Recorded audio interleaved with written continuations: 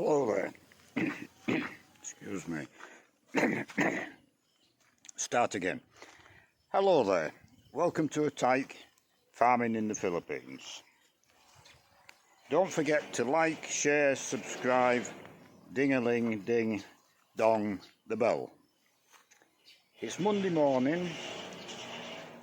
3 men on site working on the piggery.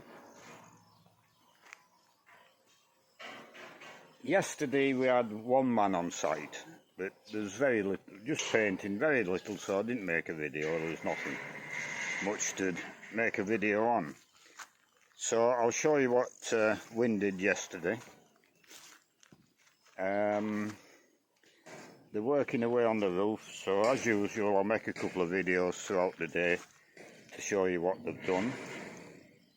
Now, I did notice on Saturday's video, I think for the first time, we had some live comments. But I didn't see the video until after it had premiered. And as far as I'm aware, I couldn't see how to reply to them comments. But if somebody makes a comment, it's only polite to reply. And I do find it interesting talking to different people, answering questions and that. So the questions I got on the live comments were from James Gilbert and Stephen Adams. Now they both asked how many pigs we would have in the piggery.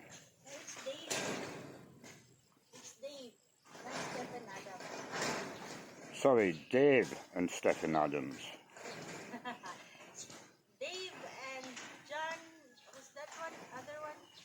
James Gilbert. Yeah, and Dave. Stephen Adams is on about the removal of the pole. Oh yeah, I'm with it now. Dave and James Gilbert asked how many pigs we would have in the piggery. Well, I don't really know. That shed was designed as an enclosed shed in Europe, where the regulations are different, and the weather obviously is different. And the pens were designed for 5 pigs each.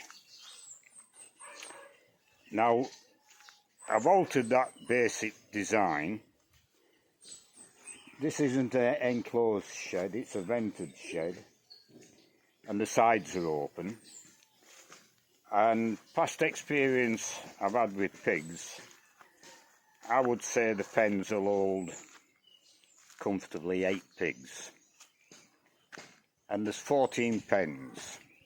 So eventually you could get up to just over 100 pigs, if I so wished.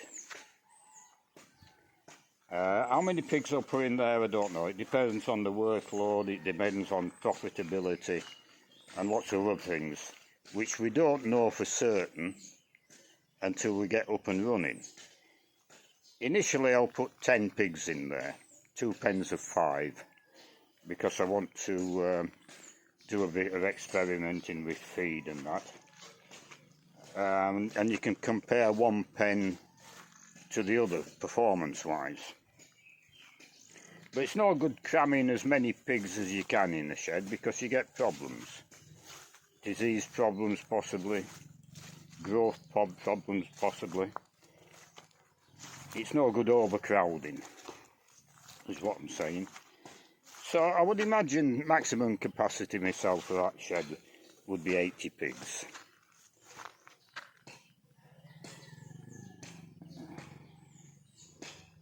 So Stephen Adams asked if the post was live when they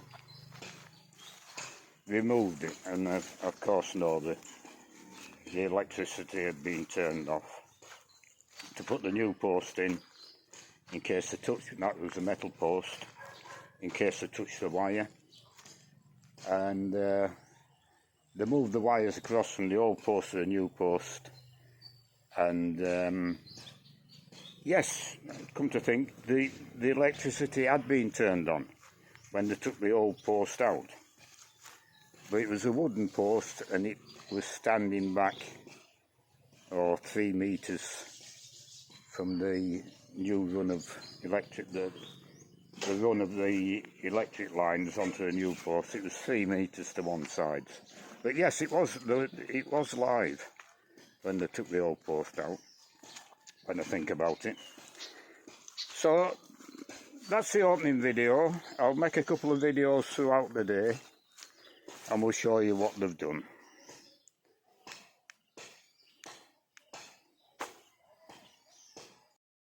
It's 5:15 to make a concluding video with my still grumpy t-shirt on. The grandchildren sent me. I think they're trying to tell me something. So we'll finish this video. I'll take you down there and we'll see what they've done today.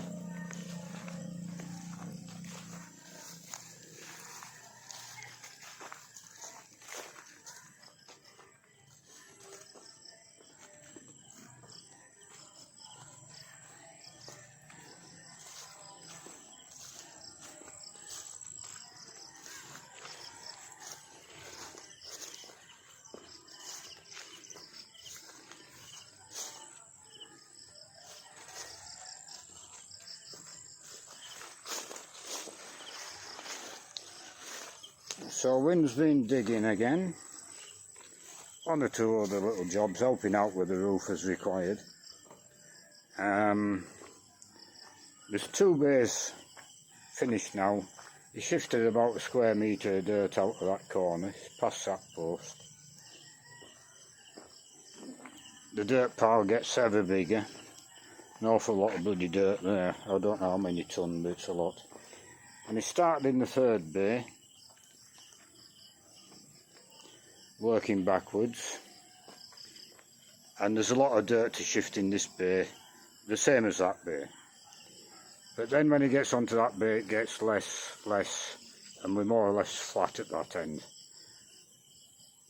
So after this, well, probably now he's halfway through the dirt that needs to be shifted. So it will get done. Now Richie today has been on the roof and he's been doing, can we see, you can maybe see there, all the little pieces of rebar to brace the purlins from the other side. It's just about full roof to do of them. He's got them done, and then these rebar bracings between each truss, he's done them. I forgot about them, but he's got them done. And then he's been working on the metalwork to hold the fascia board, or the flashings. And I think he did a little bit of work left to do on the front end of the roof as well. But he's got the metal work on to take the flashings on the gable end here.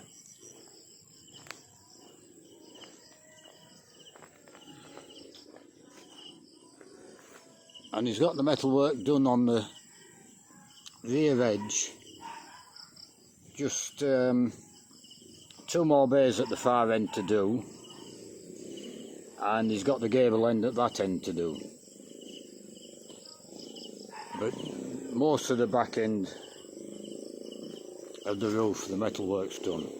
So he's maybe got half a day's work tomorrow doing welding, and then they'll be on to flashings and gutters, which does take a while to get. The flashings aren't so bad, but the gutters seem to take a while to get done. So maybe Wednesday will be finished. Maybe Thursday lunchtime will be finished. So we'll get an extra man or 2 extra men in on Thursday or Friday, and we'll get the rest of the sheets on.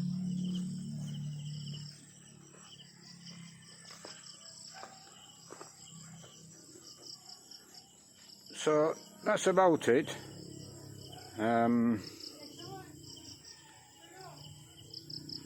I was down here at lunchtime, and I came to the same conclusion as the other day. When I got under that shed, the difference in temperature was it was very pleasant under there. Hot as hell where Richard was working on the roof, but this side, it was really comfortable. Much cooler than sat in the veranda, and no sunshine getting into the shed. Plenty of light, but when the sun goes overhead and sets at that side, then when this roof is on, there'll be no sunshine getting into the piggery at all. Direct sunlight, you don't want direct sunlight. So yeah, it's working out. It's going to be a good space for pigs. I'll put a sprinkler system in as well to keep them cool, on an automatic timer, so it comes on every 30 minutes for 5 minutes or 10 minutes, and then the other side comes on for 5 or 10 minutes. Because if you keep the pigs right, they'll grow quicker. It's as simple as that. If they're under stress, you get all sorts of problems. And stress comes from in various forms. It can be heat, or it can be noise, causing an alarm, or